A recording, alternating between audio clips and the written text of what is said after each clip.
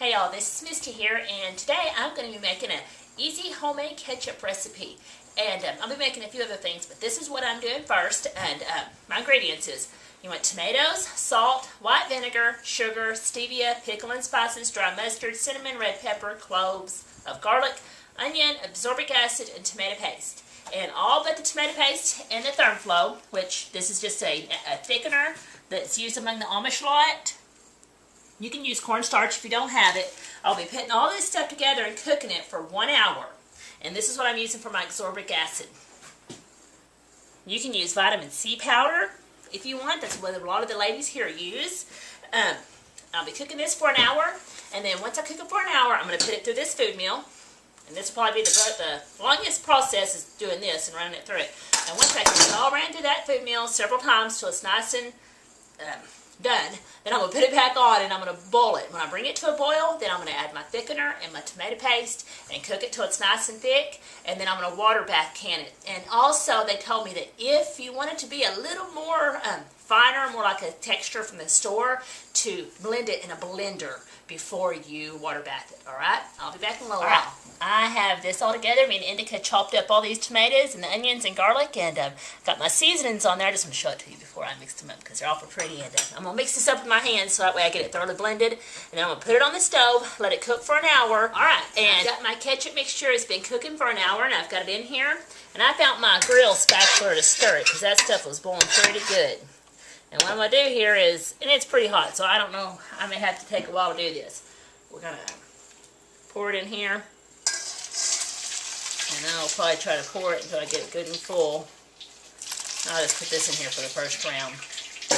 And we're going to blend it through here without trying to make a mess. It's got little hooks on it, but they don't quite work on here, so I don't know if it'll work me doing it that way or not. I'll just do it this way and show you. Do that, and then I'll dump my pulp over to the side, and depending on how, alright, we got the steam cleared there. Depending on how much, where I'm at the end of this process, everything I dumped out, I might run back through here and try to get some more out, but that's not a promise. But we're going to sit here, and I'm going to get the girls to come help me somewhat, and we're going to run all this through here and get all this juice out. And then once I do that, I'll put it back in the pot, put it back on the stove, bring it to a boil, then add my tomato paste and my thickener and my absorbic acid. Alright, I'm going to add 8 teaspoons of this absorbic acid to it. 2, 3, 4. 4 is for a single recipe. I doubled the recipe. 5, 6, 8. Okay. And I'm going to add my 3 cans of tomato paste. What you want is a pint of tomato paste, so I'm going to use 3 cans. I'm going to make sure this is blended up real well first. I already see where it's going to thicken some for me. And I have used a half a cup of thermoflow to a little bit of vinegar, a little bit of water, enough to make it a liquid here. And the thing is with this, you're going to have to make sure you stir it good when you put it in, so that way it don't clump up on you. And you can add more to thicken it. If you don't think it's thick enough once it cooks some. And what we'll do is I'll cook this until it is as thick as I want the ketchup.